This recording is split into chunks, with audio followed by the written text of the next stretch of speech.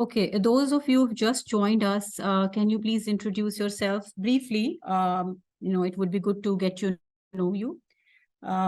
What's your background? Just briefly, if you're working, which field you're working in, if you have any background in finance already. So I would be happy to hear that. And meantime, we will have more people join us. You can write it in the chat box also. That should be fine as well. Hi, Madhushekar. Hi, Shiba. How are you? Seema. Good. Yeah, that's okay. Shima, it is Shima. Yeah. I believe you remember me once I attended the class long back, 1D1 class. Oh, okay. Yes, It's that's right. Maybe 4-5 months back. Yes, Yeah. yes. Okay, Yeah. so it's a good thing that now you're reconsidering coming back. Finally, yeah. Finally. Okay, good to see you again. Good to see you again. Clearing the doubts. Yes, definitely. That's what this orientation session is all about. No, I cleared my personal doubts and joined. That's the thing. Oh, okay. So now the decision has been made, right? Yeah, Okay, done. Yeah. Okay, great. So we'll be very happy to have you soon in our regular sessions. Yeah. Okay. So we'll start in a couple of minutes. Meantime, everyone else will join as well. Sure. Should I mute the mic or let it be? You can mute it, but if you have to say anything, you can unmute and just say whatever you have to. There is no formality. Yeah. Feel free to say whenever you have any points. Yeah, Sure. Thank you. All right. Yes, I'll be happy to hear more of you. If you can just introduce yourself briefly, that should be okay. You can send the message in private chat as well. So just would give me an idea about your background. If you have any background in finance and what are your aspirations if you're working. So do we have any engineers? We have one right here, but do we have any more engineers in the group? Any engineers, anyone with an engineering background?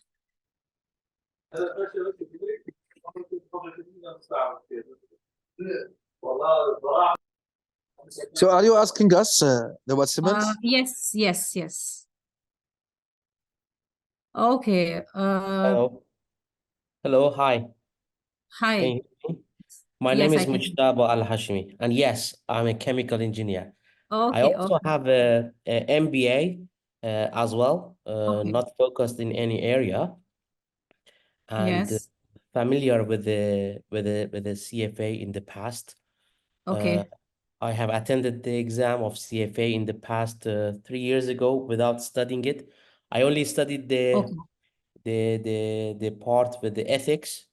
And familiar in generally with the CFA, and pleased to be here.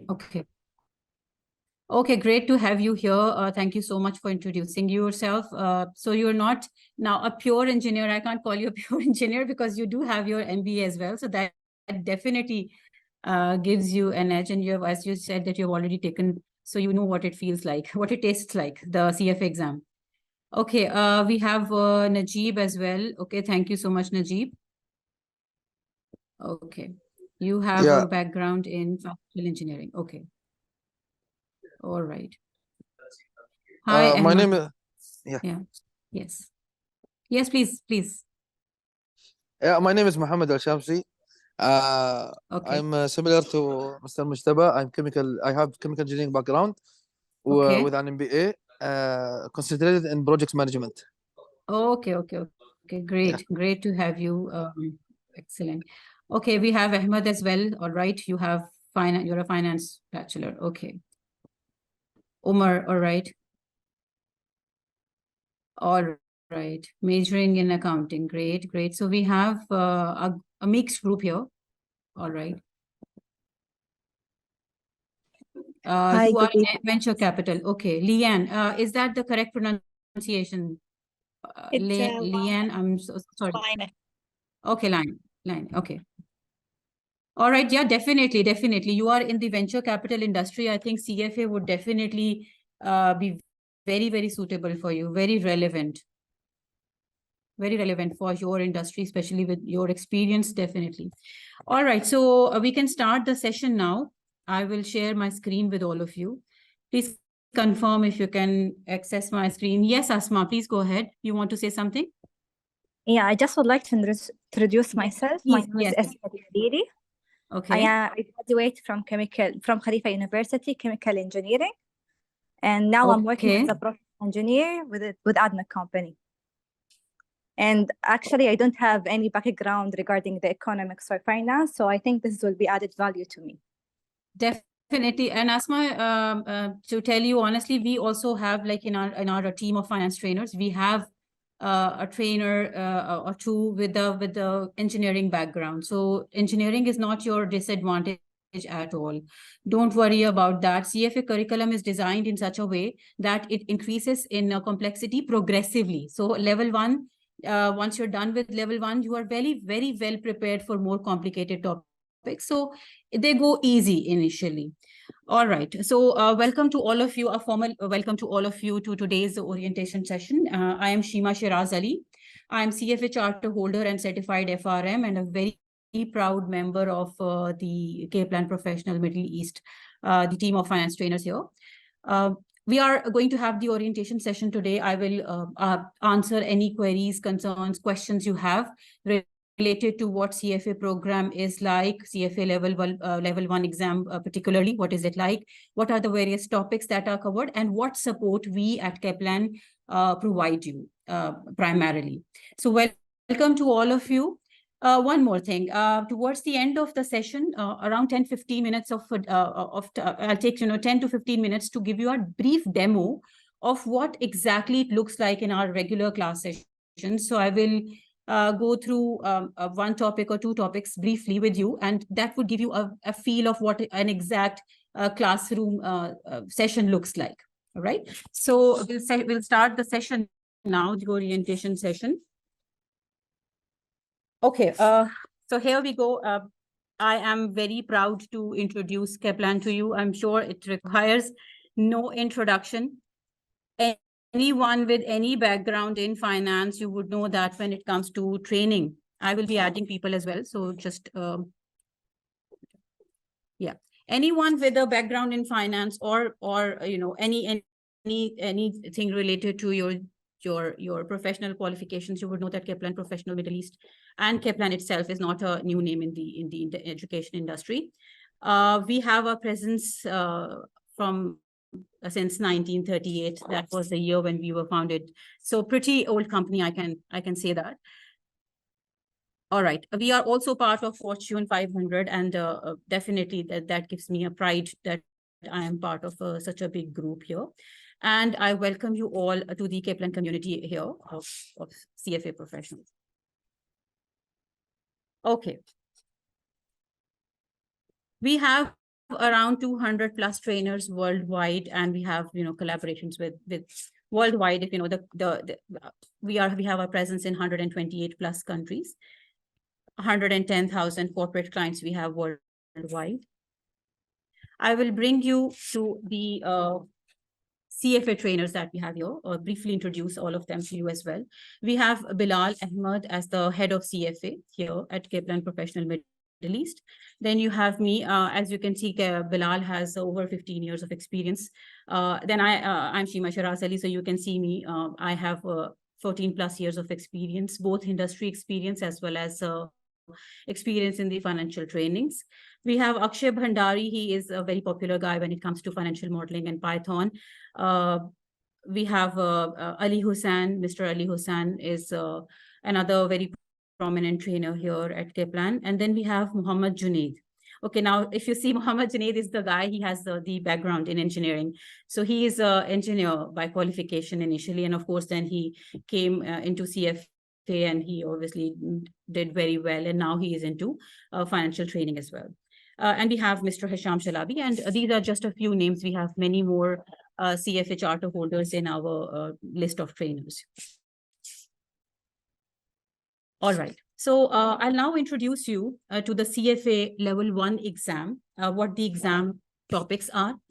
There are total 10 topics, because I understand that some of you have no background at all in finance. So I would go very slow and briefly explain what each topic is about. As you see, I have divided these 10 topics into 3 categories, and the first one being extremely important, and the last one being important. So that means there is nothing which is not important here. Everything is important, but considering the weightage that CFA Institute has given to various topics, I see some topics as more important than others. So the extremely important topics are ethics. The top priority is ethics always. One of you mentioned also that you took the exam and you prepared only for ethics. So you do understand ethics is a very important topic, and important also in the sense that CFA Institute gives a total weight of 15 to 20% to ethics itself. So the good part about ethics is it's a topic which repeats. It comes back again at level 2 and then at level 3 as well, but it increases in the complexity progressively. But it's there. The topic is the same, and it's the readings are basically the same, more or less the same at all 3 levels. Yeah, but the way they are tested in the exam could be gets a bit more technical at level 3. Ethics is the most important topic, I would say. And now, what is ethics really? A brief introduction of ethics. Ethics is all about, most of you have your background in finance industry as well. Some of you might also be managing, might also be in asset management. Okay, I'm admitting those who are joining us now. Okay, so some of you are in the asset management industry, and the good part of asset management industry is that it works, and it works on the basis of trust. So if somebody is bringing their money to you and they ask you to invest their money on their behalf, they hire you as their asset manager. They're showing their trust in you. So CFA Institute is very particular about ethics, because ethics makes sure that you are behaving in a certain set of code and standards, you're following them, so that the finance industry, the interest of the investors, they are safeguarded. So this is what ethics is all about. 15 to 20% of weight is all about maintaining what is a violation. Is there a violation of a standard? What is the best thing to do if I'm in a particular situation? If I'm the asset manager, if I'm a research analyst, I'm writing a report, what should I do in a particular situation? That's what your ethics is about. Then we have financial statement analysis. This used to be a high weighting subject until 2023. From 2024, the weight has slightly been reduced. It still is important, but the weight has slightly been reduced to 11 to 14%. So the weight has been reduced compared to 2023. Earlier, it used to be around 17%. So now financial statement analysis, what are the topics that we look at? We look at the 3 main financial statements. We see balance sheet, we see income statement, we see cash flow statement.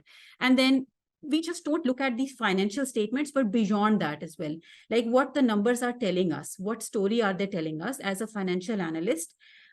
How do I see this company, right? So financial statement analysis, 11 to 14% weight is there, and a very important topic.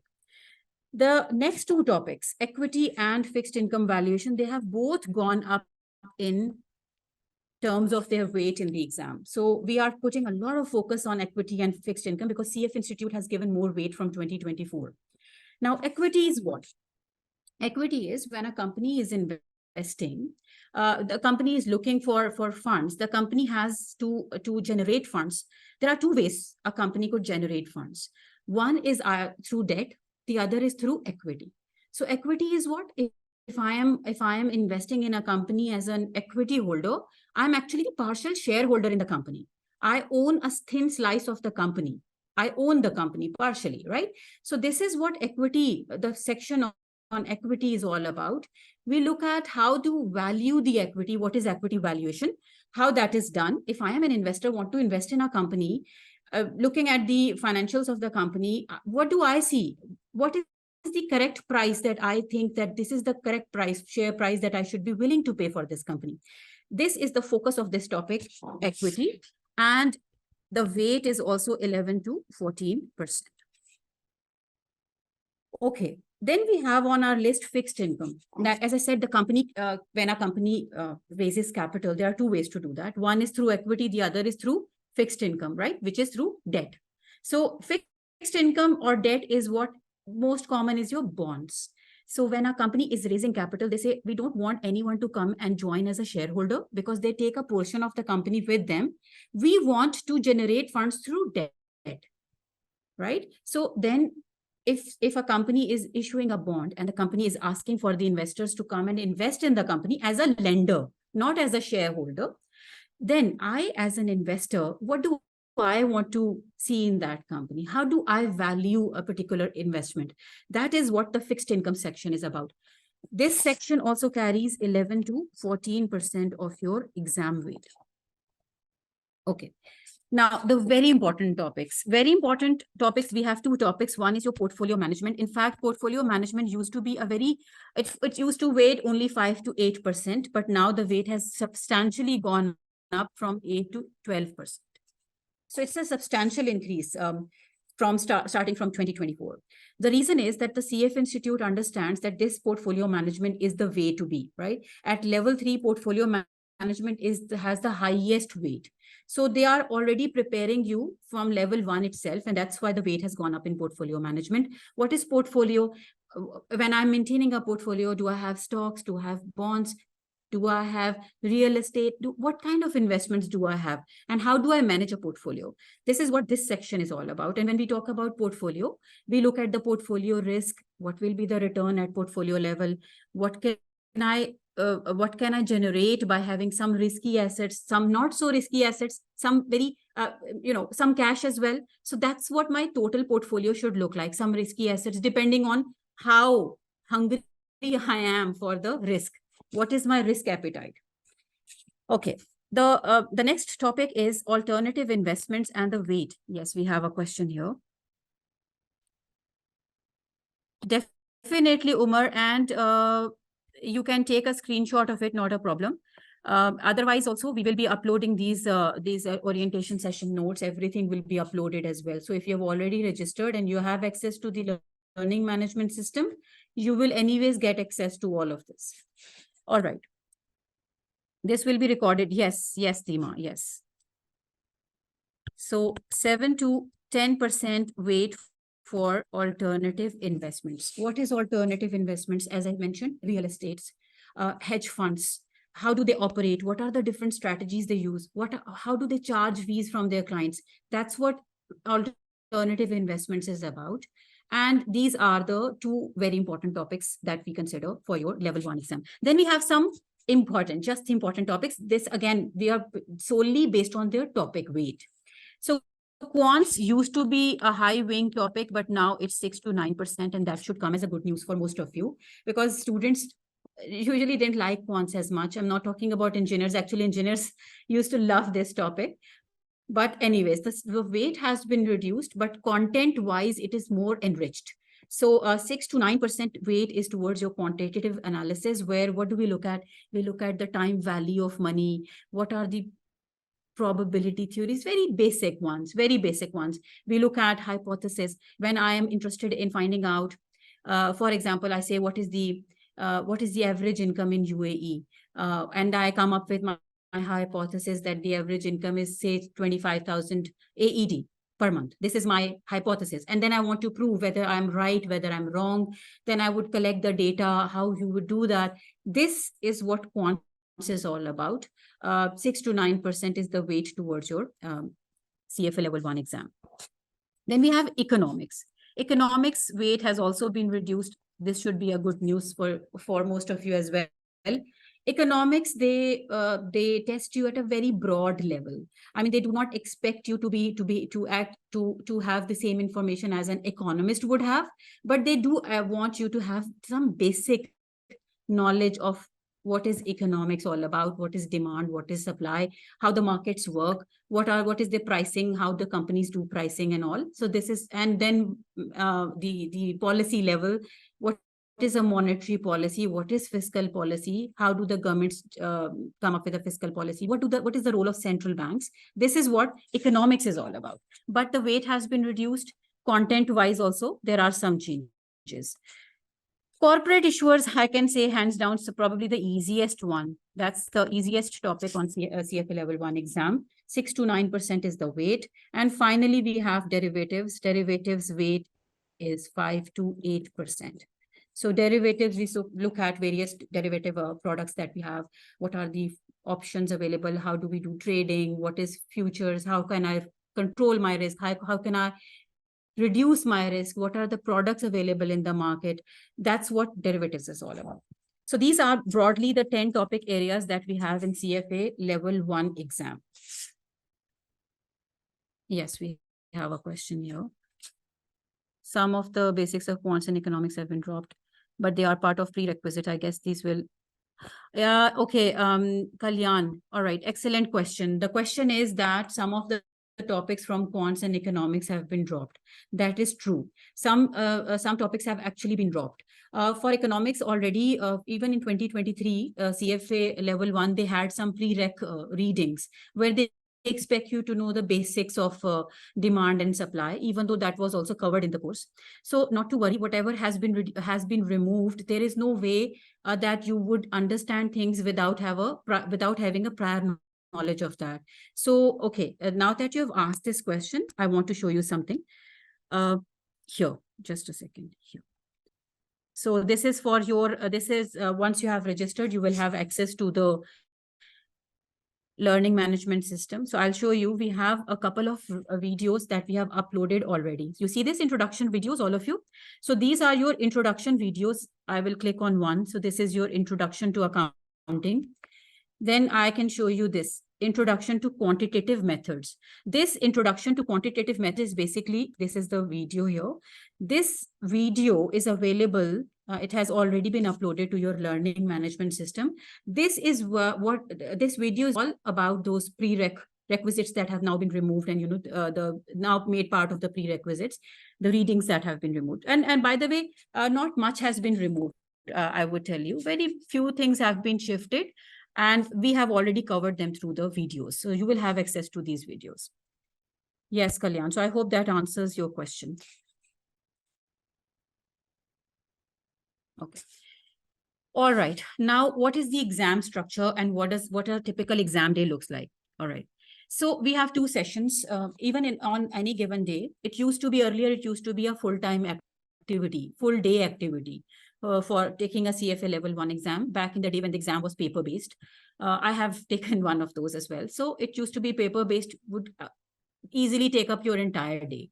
Now, on the same day, there can be 2 exam sessions. One is the morning, and then the other is the afternoon. So depending on when you book your exam, you will have 2 sessions. Each exam has 2 sessions, and both the sessions are 2 hours and 15 minutes each. That means the total exam period is 4 hours and 30 minutes. There is an optional break also in between. And we also recommend that, you have to take that break. Walk out, come out, have a snack, and just keep your notes with you, revise whatever you have for the second session as well. So altogether, 2 hours, 15 minutes each session, and 30 minutes optional break in between. Now, the good thing is that CFA Institute has divided the topics that they test you on. Again, back in the day, they used to test you on all 10 topics in both afternoon and the first session and second session. Now they have divided since the last 2-3 years. So they have divided 4 topics you are tested on in the first session, and the remaining 6 topics are tested in the second session. Okay, the topics, now look at the topics here. 4 hours, 30 minutes to be exact. But there is a break in between. There is a 30 minutes break in between. Okay, so you see that these are the 2 most important. From my list, if you remember, I had 2 most important topics, one being ethics, the other being financial statement analysis. So both of these topics are in your first session itself. And then the rest, of course, these are 2 from the not very important, the third category. So these are the 4 topics you are tested on in the first session, the remaining 6 topics in the second session. Okay, what we advise our candidates is that when you are going for the exam, of course, closer to the exam, we will be guiding you again. We will be sharing the guidelines again. When you're going for the exam on the exam day, you should be fully prepared with your first 4 topics at least, because, keep in mind that you'll directly enter the exam room and you'll start your exam as the time starts. And then when you take a break, if there is any formulas that you want to recall, revise, you will have your 30 minutes break. So if something has to be left to be revised, those should be from the remaining 6 topics. Personally, I would share with you when I took my exam, during the break, this is literally, during the break, there were certain formulas I saw. And after the break, I enter for my second session, and I see exact questions coming based on those formulas. So though the half an hour break is very, very useful, at least that's what my personal experience has been.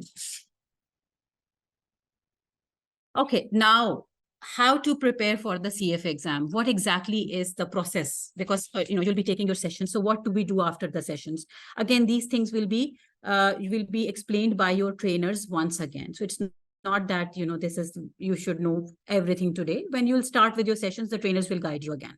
So all formulas to be learned by heart and all MCQ carry equal marks.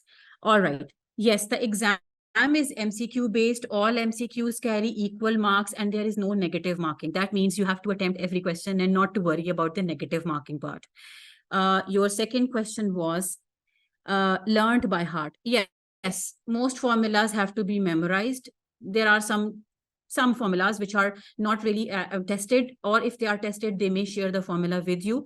But yes, most of the formulas have to be memorized. But trust me, memory is not a very difficult thing when it comes to CFA level exam, level 1 exam. Reason being, you practice the questions so many times that you no longer have to memorize the formula with me. So when you practice, automatically some formulas are especially so intuitive that it doesn't actually test your memory. They test your intuition, and once you have understood the concept, formula memorization becomes easy. Okay, so what do we do? First of all, you have to attend all the classes. I mean, it goes without saying, but yeah, there are times when you may actually miss the class. And sometimes it also happens that you have attended the class, but you want to go through the concepts again. So we have all the sessions recorded. All the sessions are recorded. Videos will be uploaded the very next day. So if you take the class today, like for example, this video session will be recorded will be uploaded by tomorrow. This is our practice. So next day you will have access to the previous day lecture. If you miss the class, you can watch the recorded sessions as many times as you want to. Once you have taken your class, then the next step is to go through the class notes. I will show you briefly the class notes, what they look like.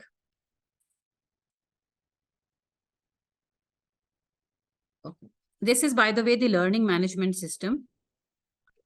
And side by side, it's a good thing that we understand what this is. So it says, all right. So I will show you the videos, how they are uploaded. This is our Feb Dubai batch. So here we go. These are the class videos, as you see. And here we go. This is my yesterday's session. And that has been uploaded already, right? So this is actually my yesterday's session.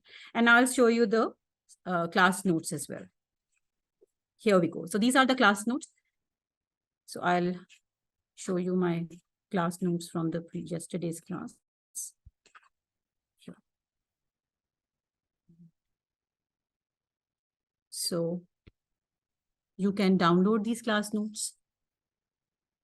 Here we go. So this is the fixed income topic that we are covering in the class these days. This is what the class notes look like. Okay.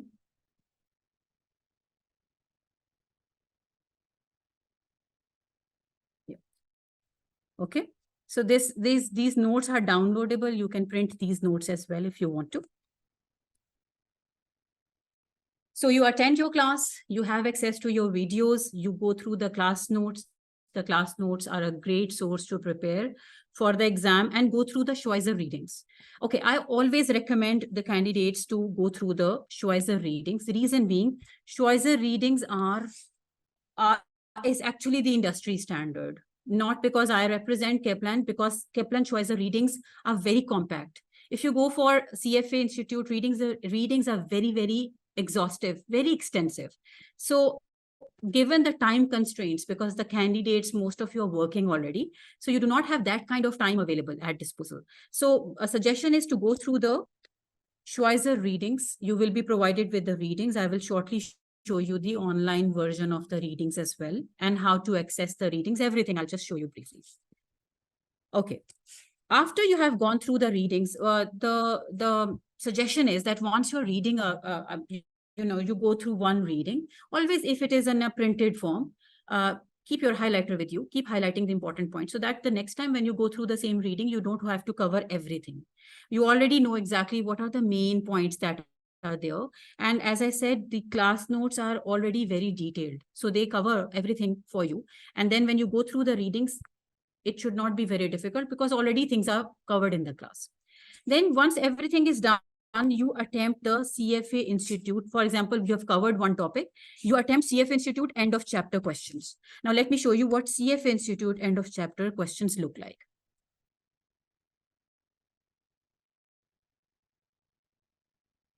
Here. This is your CF Institute end of chapter questions. The curriculum will be provided to you by the CF Institute itself when you register for the exam. So you will have the access to these questions. So this is what the end of chapter questions look like. There are some 8 to 10 questions per reading. At the end of each reading, you have that many questions. So that should not be very exhaustive as well. That should be easy to cover. Once you have attempted the CF Institute questions, there is one thing from our side as well. After each topic, your trainer would tell you that you have to do the homework. Now, yes, this does look like, as if you're trying to school you or something, but this is the process. So we have seen candidates, if you do not follow the process, definitely you regret later that, okay, oh, I wish I had followed the schedule with the class. So if you're following the schedule, trust me, the process is very, very smooth. You go through the class notes, you cover the questions, you cover your homework, and you're done. So this is your weekly activity that you would be doing on any particular week. Utilize Kaplan-Schweizer question bank. Now, this is a very important source to prepare for the CFA exam. Question bank that comes from Kaplan-Schweizer. We have some 2,500 plus questions, and I will show you how to access the questions. And we will also share with you the step-by-step process of getting those questions. And finally, WhatsApp group. Those who have already registered, you've got a joining link already. Please join the WhatsApp group. It's a very good way of staying connected with your batch, with your trainers as well. Anytime you have any query, our trainers, not just the trainer who is teaching a particular topic, but the whole team is there in each group and they are there to support you.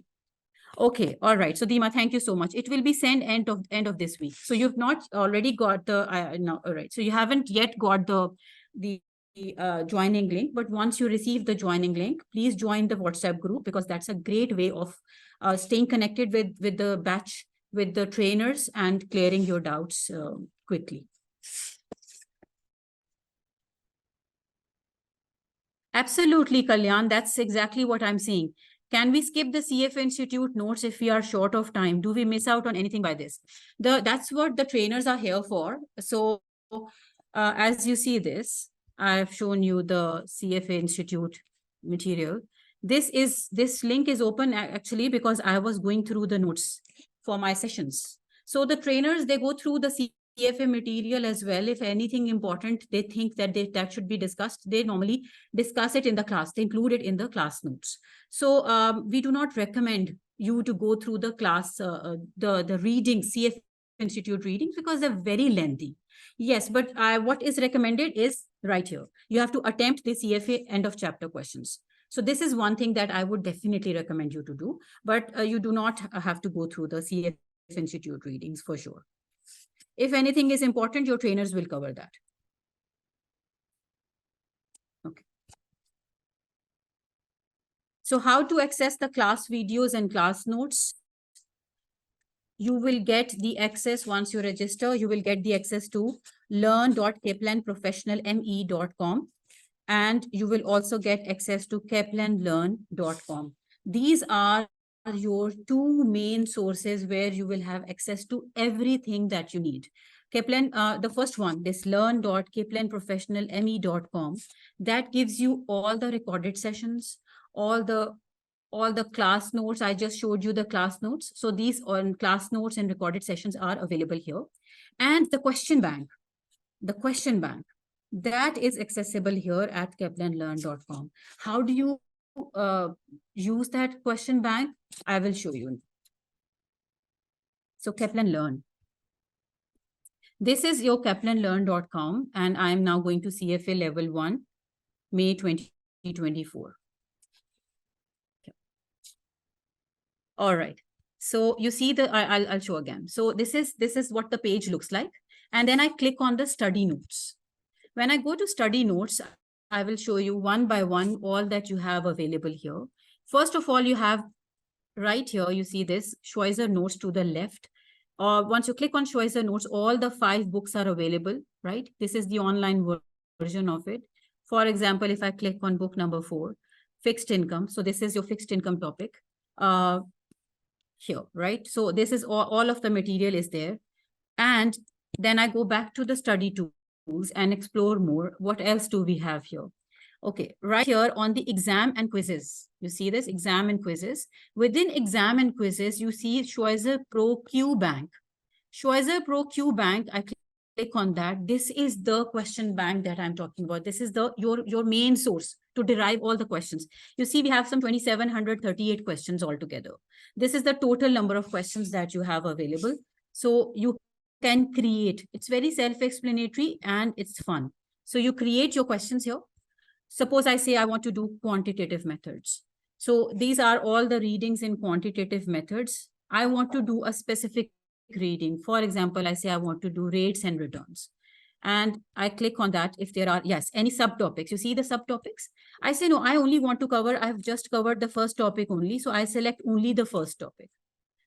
From first reading, only first topic I want to do. From the first topic, you see there are total 15 questions available.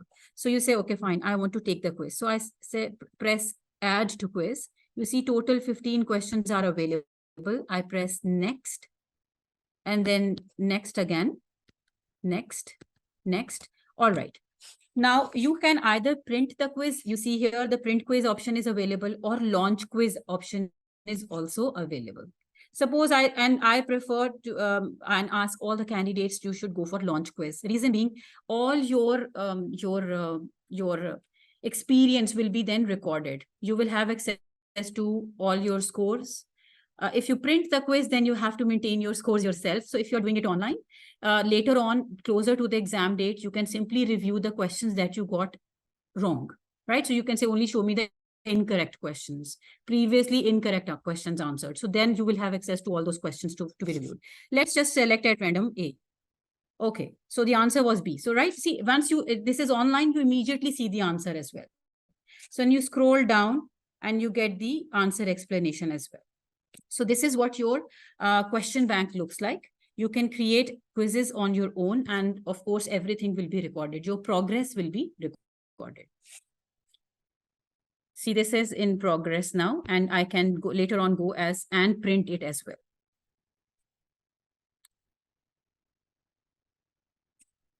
All right. Any questions up till this point? Any thoughts, any concerns? All right. Do you know that CF Institute has now recently, like from 2024, they have added the practical skills module?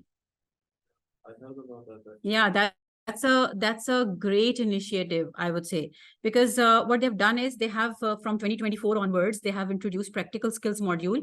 And what they do is they actually give you access to 2 modules. One is your financial modeling and the other is your Python. So that's not tested as such, but there are some inbuilt videos. Once you register for CFA exam, you get access to those videos and you have the liberty to go through those videos after the exam. So suppose you finish your exam in May and then you start watching those videos, but you have to watch those videos before the result so that you can get your result, right? That is not marked. That is just, just to make sure that you have hands-on experience as well when it comes to financial modeling or Python. So it's up to you. You can go for Python or financial modeling as well. We have just recently, Kaplan Professional Middle East, we have just recently completed a very successful 2-day workshop for all our CFA candidates on financial modeling and Python. So that is actually a good addition starting 2024. So here is a small list of all the names our CFA charter holders, we are very proud to show you these names. And I'm hoping that we will have a lot of new names added to this list. This is just a few of those. And I want to see your name here as well on this slide. Yes, yes, Umar, please. Yes, you have a question. Yes, I have registered for the CFA, but I am still waiting for my credentials for the LMS. I haven't received any email of that sort. Are we? Okay, sure. Okay, as Dima already shared, you will be, yes, Dima, yes, she's already answered. Yes, it will be sent by the end of this week. You will have access to all the LMS, everything will be shared with you by the end of this week. Okay.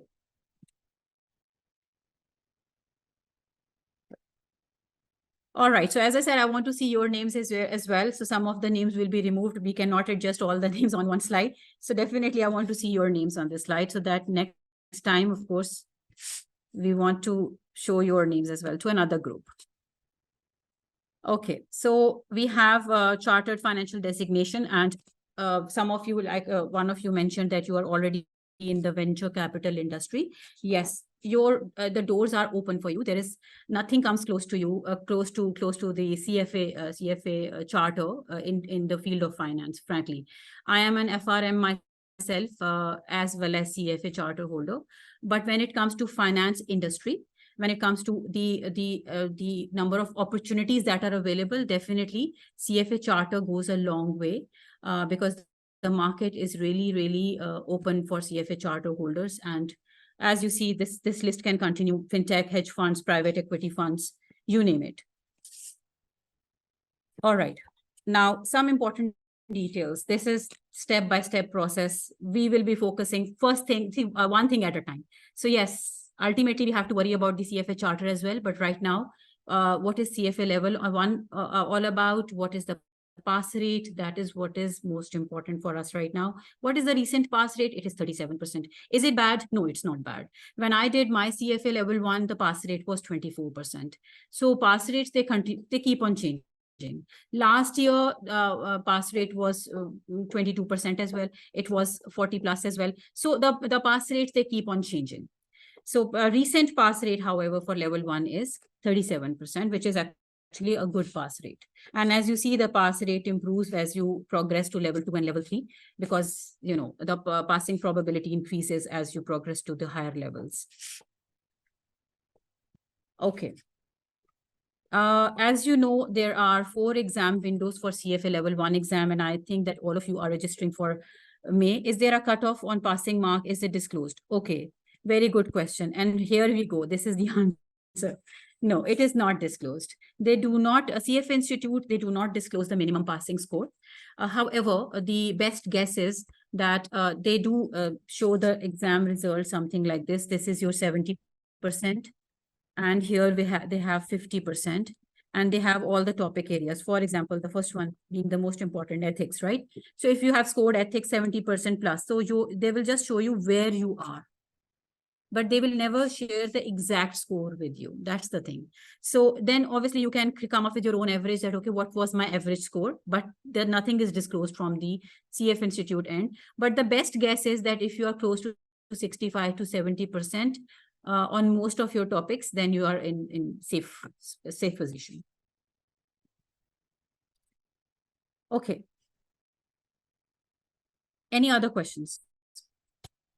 These topic areas, as I've already discussed, these are the topic weights for all the 10 topics.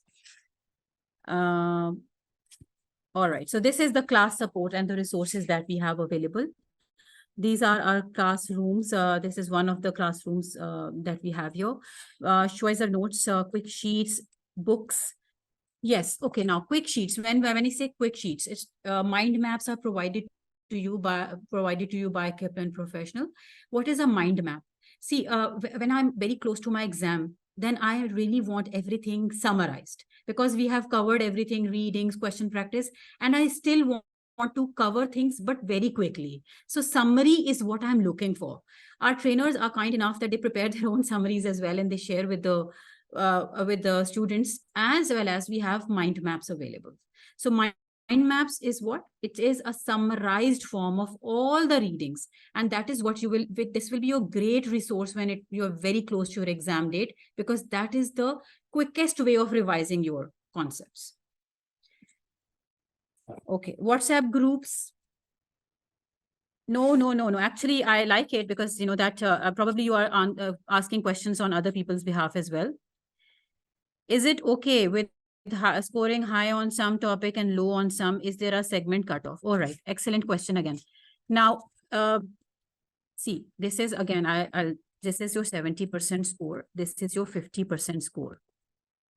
If you score low on one of the topics, suppose you score low on, say, derivatives, because derivatives have only, the weight is 5 to 8%, right?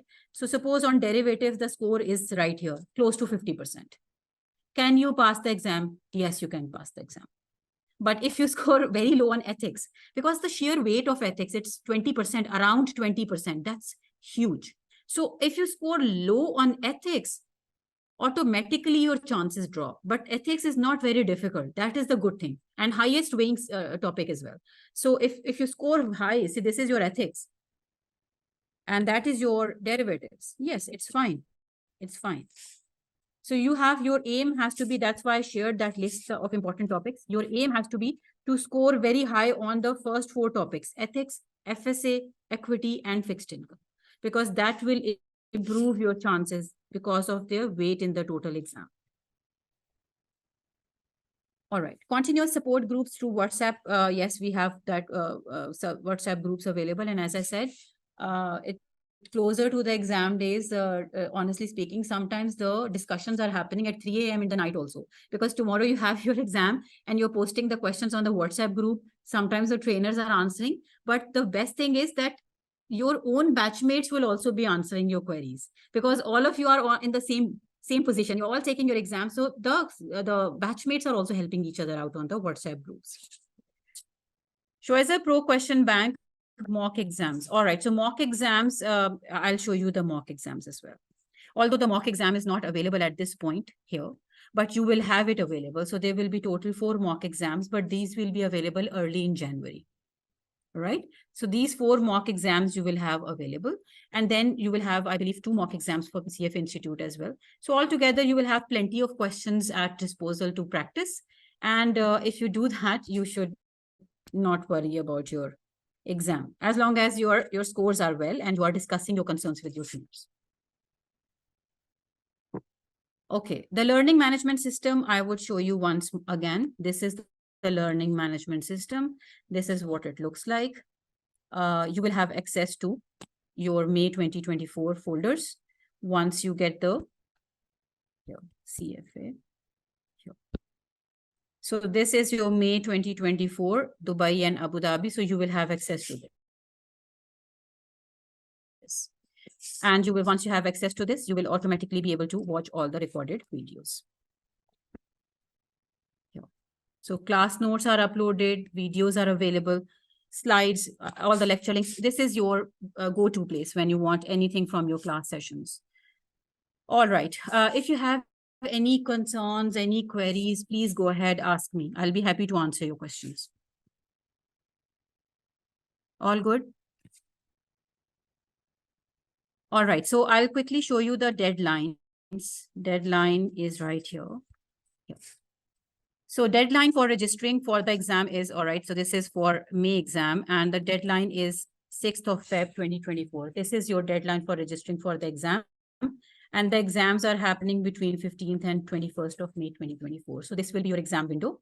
And again, my suggestion would be, once you register yourself for the exam, do not wait for too long. When you receive that link from CF Institute, book your exam day as well. Because there are many people taking the exam, the days the seats are taken, and then you have to wait. And then CF Institute, then they come up with more dates, more windows within the same bracket, and you may not like the day which is available. So once you have registered yourself, book a day as well.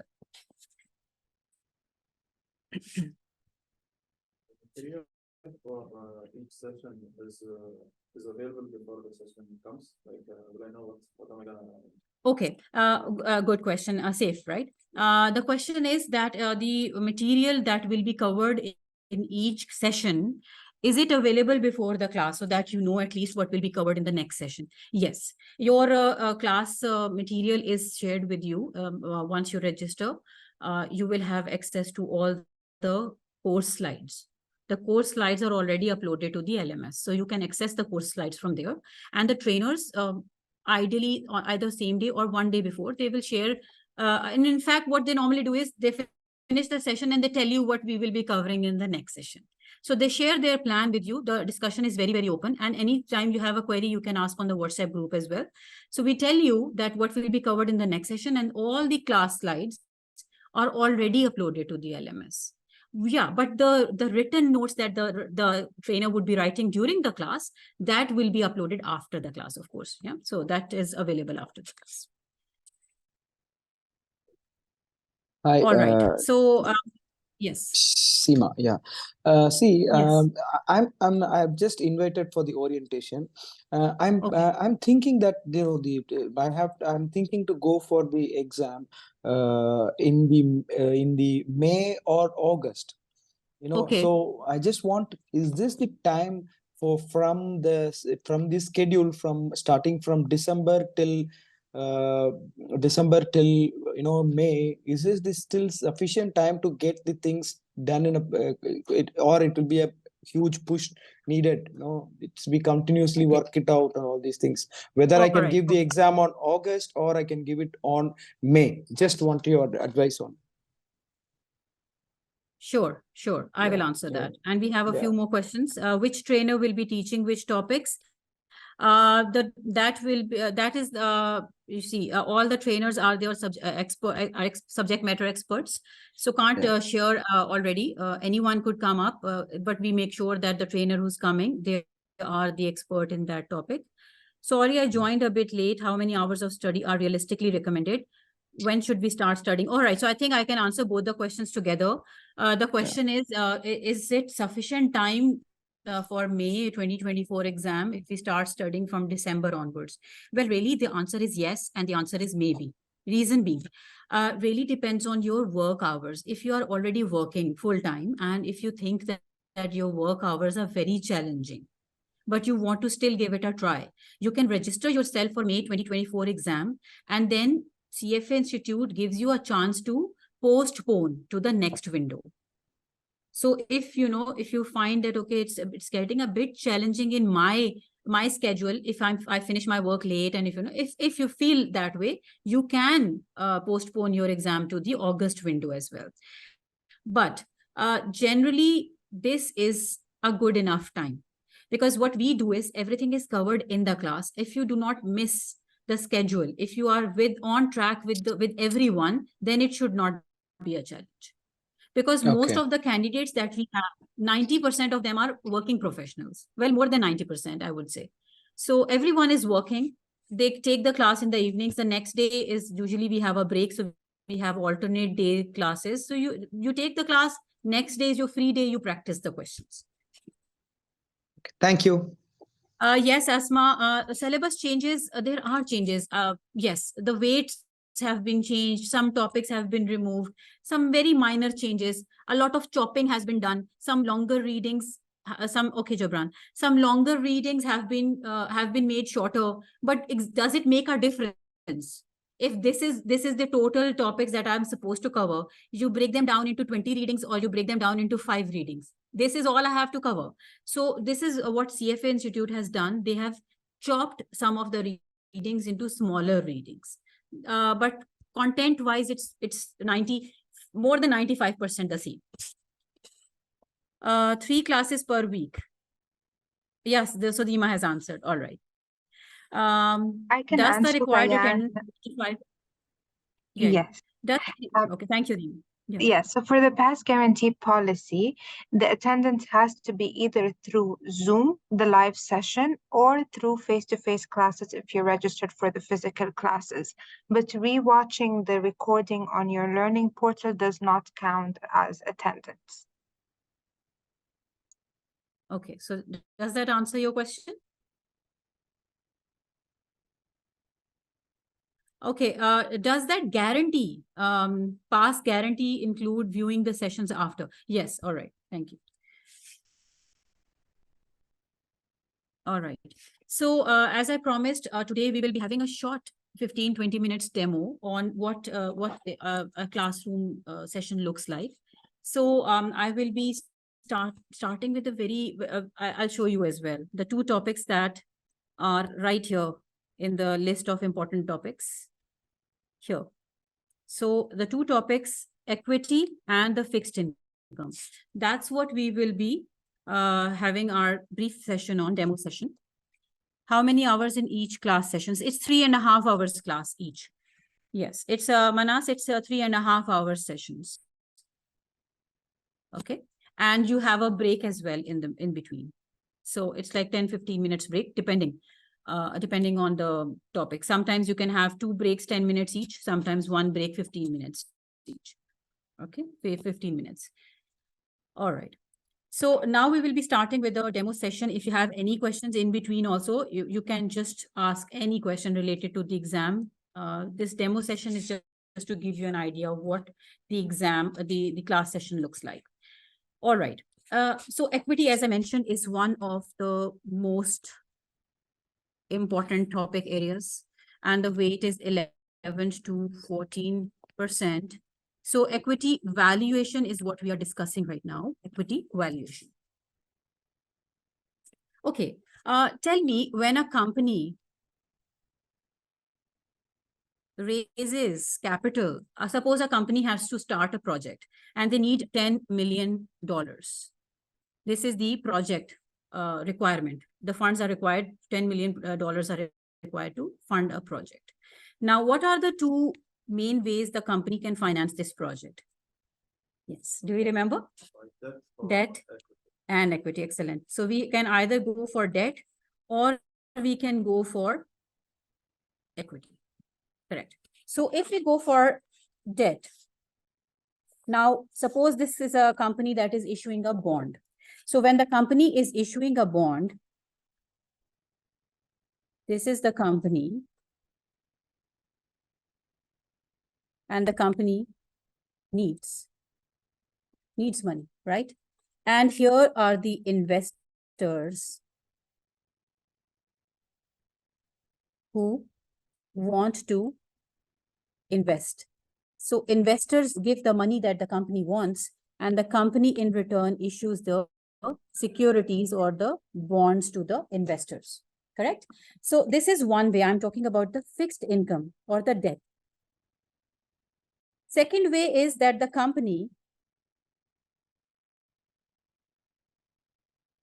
and the investors again, company seeks capital, so investors invest, but this time the company is issuing not the bonds, but shares, equity. Now, what's the difference between the two? For an investor, what is the difference? Like if you are investing in a company as an equity holder versus you are investing in a company's bond, what would be the difference for you? Yes. For the share, it will be the income or the benefit of it. It will not be fixed. The amount will not be fixed. It will vary. Like sometimes it will be high, sometimes it will be low. But if it's a bond, it's a fixed amount of profit. Correct. Absolutely. So, and also the second thing is the ownership. Like ownership. The ownership. That means when someone has with the bond, the investor is not owning the company, but with the share, they have a percentage of ownership for the company. Correct. Absolutely correct. So equity versus bonds. I've already got enough points, so I don't really need to think. You have given me enough points already. You have some of you have mentioned the cash flows, the returns, right? Cash flows, they matter. As an investor, it matters to me. What would be my return? So when I'm an equity investor, my return is coming from the dividends that I'm getting, but that is not a promised dividend. They may pay me a dividend, they may not pay a dividend as well. So there is no legal obligation on the company to pay you dividends, right? I'm talking about the ordinary equity holders. They do not have to receive a dividend. It could be given. It may be higher than what you are expecting. It may be lower than what you are expecting. So there is no fixed amount as such. But in case of bonds, what am I getting? Some cash flows. Let's call it coupons. We call it coupons. And we understand now here the company is the borrower and the investor is the lender. So when you borrow, you have a legal responsibility to pay. So I see some of you have mentioned that point as well in the chat box, that yes, you have to pay. It's a legal responsibility for the company to pay to the bondholders. You can't refuse because you are a borrower and you have a legal contract. You have to pay. But to the equity holders, since they are the partial owners, if the company is doing very well, you will pay. There will be some years when the company cannot pay dividends, and that should be that is the risk. That is the risk. So I can write the other point, which I really like, is risk. Risk is there on both sides. But which one has higher risk? Equity. Excellent. Has higher risk. All of you know that. Why higher risk? Because there is no promise. But when there is no time frame as well. Absolutely. No time frame. No time frame. And here, of course, you can be a short-term investor, you can be a long-term investor. There is no given time frame. But when you buy a bond, the bond has a maturity. Correct? When a company issues a bond, the bond looks like this. There is the maturity date is mentioned on the bond. So for example, a company issues the bond today, it would tell the maturity date. For example, it says the maturity date is say 31st of December 2030. That's the maturity date. So maturity date is there in case of bond, which is not the case in case of a company. So company issues the shares believing that it will continue for the foreseeable future, as if it will survive. It will not default. So company will continue to work. That's a going concern principle, right? So that is, the risk is different. So when the risk is different, yes, what do you think? We are in finance, what do we say? Higher the risk, higher the reward, higher the expected return. Expected return, right? May not be the case now, but at least expectation is when someone is taking higher risk. Why should we take higher risk? Because we have the expectation that the return or the reward will also be higher. So what is when I am an investor and the world is open, I can invest as an equity holder, I can invest as a bond holder. What are the things that I'm looking at? So you've already answered that part. What am I looking at? I'm looking at the cash flows. I'm also looking at the risk. What are my risks? And are the cash flows justifying the level of risk that I'm taking? So if I'm taking risk, what should be my required rate of return, right? So when you're investing somewhere, at least you have some expectation, isn't it? That, okay, I think that based on this company that I'm investing with, my required rate of return is say 8%. If company gives me 8% return, I'm happy. So this is my required rate of return, right? So required rate of return. And that is, by the way, the case with both. So required rate of return is required rate of return. And of course, if I want to give it the name is cost of equity. I see some of you have mentioned that as well in the comments box. So yes, cost of equity, the required rate of return, the name is cost of equity in case of equity. And what should be the name in case of bonds? Cost of debt. Could be the YTM, of course, but that would be, we'll see when we discuss the topic in the sessions. We'll see, okay, what a bond really looks like. But the idea is, as an investor, correct, Uma? Correct. So that is your, we call it yield to maturity. And what is it? Doesn't matter. For now, let's understand this is the cost. It is also the required return, as already mentioned here, right? It is the return that I'm looking for when I'm investing with the company. So pretty much the valuation requires me to find out what will be my cash flows. And of course, understand that when we are saying that the cash flows will be a certain number. So let's take an example here. Let's take an example. Suppose I'm saying that I want to value a share. And I know that I'm not a very long-term investor. I'm just investing for 1 year. After 1 year, anyways, I'm planning to sell the share. I'm not a long-term investor. So I'm not interested in the long-term growth of the company. I'm a short-term investor. So I say, okay, fine. I will buy the company's share today and I will sell it after 1 year. Now, if I will sell it after 1 year, what will I have in my hands after 1 year? I will have the selling price. Correct. When I sell the share, I would sell it at a certain price. And I would also probably get one dividend. If the company pays the dividend, I would receive dividend as well. So these are the two things I would have by the time the year finishes. I would have received one dividend and I would have received the selling price. Correct. And I say, okay, now based on what I see 1 year from today, this is the selling price. This is the dividend. What is the correct price for me to pay today for that? Like if and these kind of concepts are best understood through a timeline. This is your timeline. Here we are. This is me today. This is today. And this is 1 year from today. So after 1 year, what would I have? I would have received a dividend. If the company is paying the dividend, if I expect the dividend, then I would receive that. And I would receive the sale price. Correct? And I say, okay, what is the total that I'm getting after 1 year? And then I put a big question mark here. That whatever I receive after 1 year, what is the correct price I'm willing to pay today? Correct? So if I read this example with you, it says, calculate the value of the stock. Let's change the color. Okay, so calculate the value of the stock that paid $1 dividend last year. If next year dividend will be 5% higher. So expectation is that the dividend will be 5% greater than what the company paid last year. So next year, my dividend is going to be not $1, it will be 5% extra. So it will be how much? Absolutely.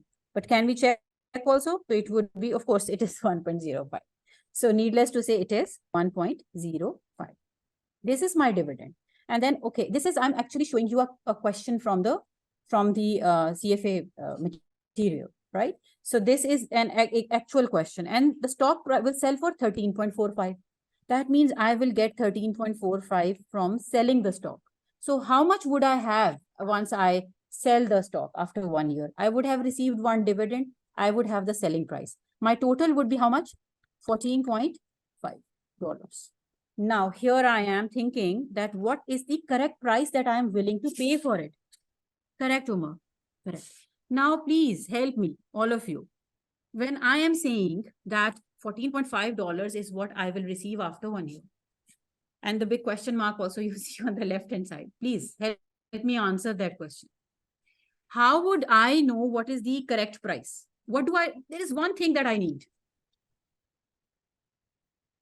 What is it that I am looking for? I mean, how do I bring this 14.5 to today? Yes. You will okay, calculate. Here. See this, the last part?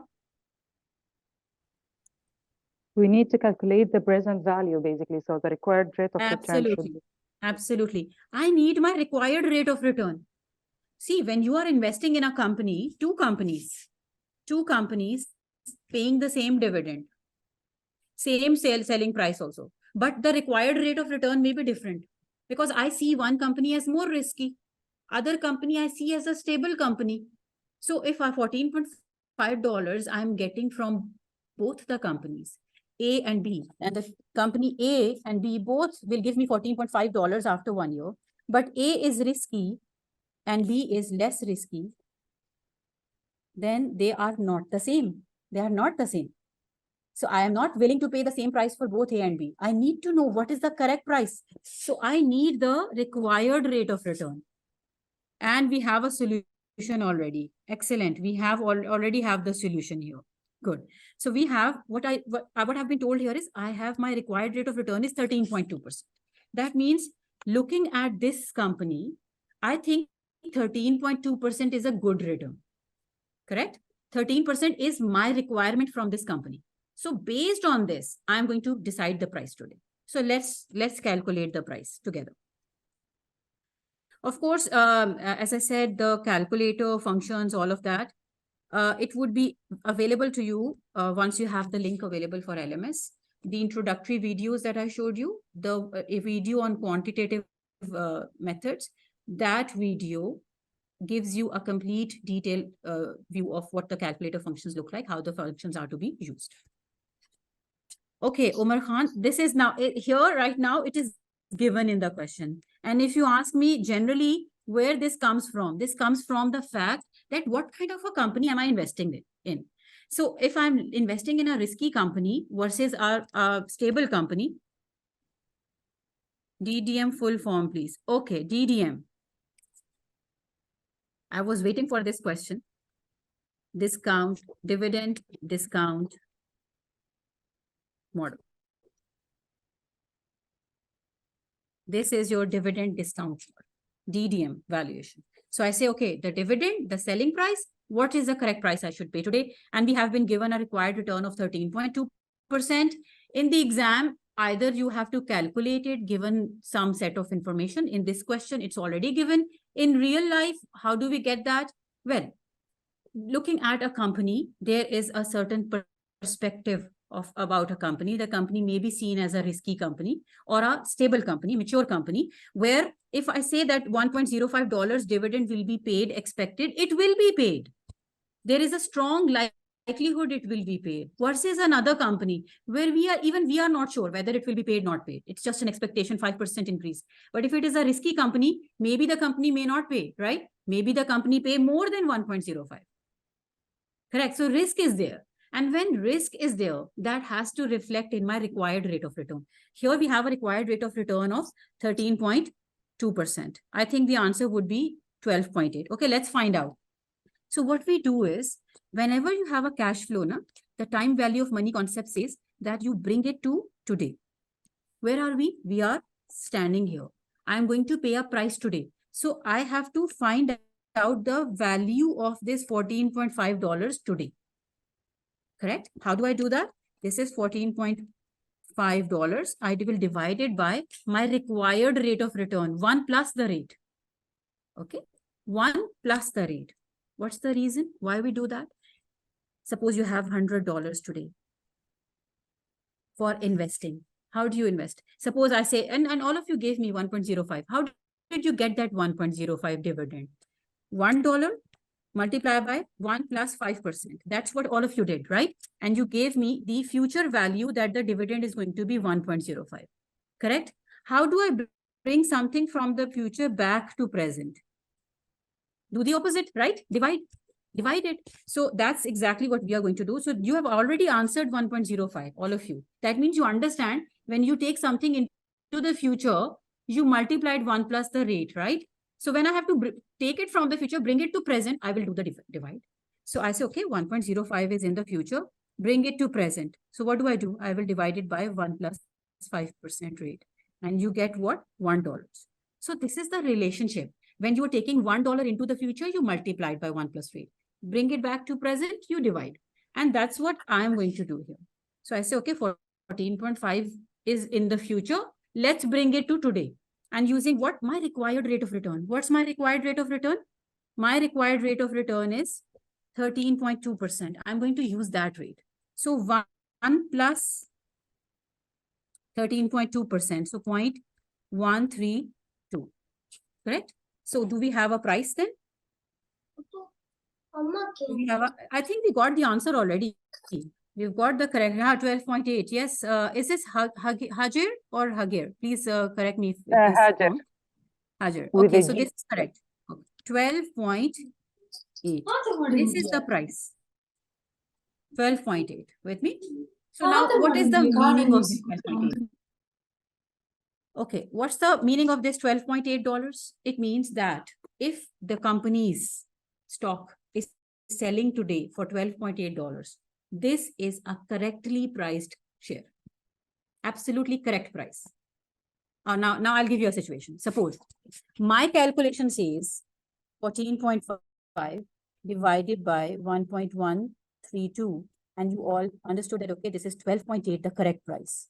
And if I tell you that today the price is $11, not 12.8, what do you want to do? Do you want to buy this share? Yes, definitely. Definitely. Definitely. Because your calculation says that the correct price is 12.8 and it is cheaper. It is cheaper than what you expect it to be. Correct? This is the correct price is the intrinsic value, the fair price is $12.8. So if it is selling for $11, bingo, I'm buying it. Correct? And if it is selling for $15, then this is overpriced. So just, see, the concept is the same. Just regular, when we do regular buying and selling, we look at things based on the value we see in it. Two people can see very different value in a commodity that we consume. Correct? Same way in shares also, two investors could see a different value. So one is a short-term investor, his view is short-term. One is a long-term investor, his view is a long-term view. So based on my expectation of 13.2, this is what I am looking for. 13.2%, if you give me that return, I'm happy. So based on that, if the share is selling for 11, excellent. It is cheaper than what I thought. And if it is selling for $15, then maybe my calculations were, there was my expectations are not right about the company. It is also possible that the company is overpriced. If I'm very confident about my assessment that the correct price is 12.8, then I say, okay, this company has price is high. And what will happen eventually to the price? It will drop because there are smart people sitting in the market. So if I see that the correct price is 12.8, others see that as well. The difference will be there, but more or less, we will all have the similar opinion about the company. So that means we can expect that the share price is going to drop.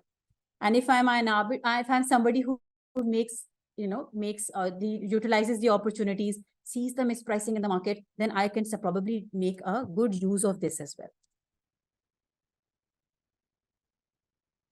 Okay, Omar, required rate of return is that when you are investing in a company, based on the riskiness of the company, what return do you require from the company? That is literally the definition of required rate of return. Another way to look at it is, Umar, that when you are investing, you say, my funds have an opportunity cost, So if I'm not given a return of 13.2, then this is not an investment for me. I am looking for a return of 13.2%. So Umar wants 13.2%. Safe may want a lower return based on his requirement, right? So he may see more value in this and he say, no, I'm even happy with a 12% return. So in real life, this is based on your expectation about the company. How risky do you feel this company is? And of course, that's what your CFA program is all about. You will see a lot of concepts, interesting concepts when it comes to the required rate of return. What is beta? How do investors come up with the required rate of return? All of that will be covered. Absolutely, the US because T-bill rates and generally also, if I'm a long-term investor, I would see that, okay, the treasury rates, like 5-year treasury bond rates as well. What are these rates reflecting? They are generally reflecting the sentiment of the market. Correct. So that's what I said now. A lot of it will be covered later. So we'll see, okay, baseline, my risk-free rate, plus I want to add some premium. I want more return. So if the company is risk-free, I say, okay, 5% return is fine for me, but the company is not risk-free. Company is a risky company. I say, oh, add 8% to it. I need a 13% return. So the baseline is going to be your T-bills. T-bills, of course, some of you would not be familiar with the concept. That's why I'm not using those terminologies right now in the demo session. But yes, risk-free rate is the base. If all is good, if the risk is not there, I'm happy with 5% return. Okay, one last question before we call it the day. Why do we require a return when there is no risk? After all, we just said that higher the risk, higher the return, expected return at least, right? So when there is no risk, why should there be a return? If you are investing in something risk-free, absolutely, Kalyan. Kalyan. There we go. Yeah, time value. Okay, yes, you are investing in a company. You are not taking a risk. It's a risk-free company. Let's take an hypothetical example. It's absolutely risk-free investment. But you are letting go of your money. You're not using it. You could have used it, right? So there is an opportunity. You could have spent it. You could have gone on a vacation. You didn't do that. So there is some value related to that. That's called the time value of money. Okay, don't pay me for riskiness of the investment, but at least pay me for the time value, right? That is why 5% is the return.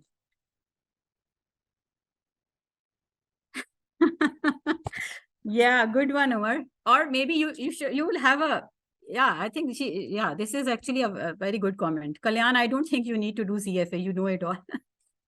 So now, do we all know this? Yeah. So let's finish it on a sweet note. Have you understood this? Any questions, queries? Yes, Saif, you have anything to say? Yeah, it's understandable. Understandable, no? Yeah. All right.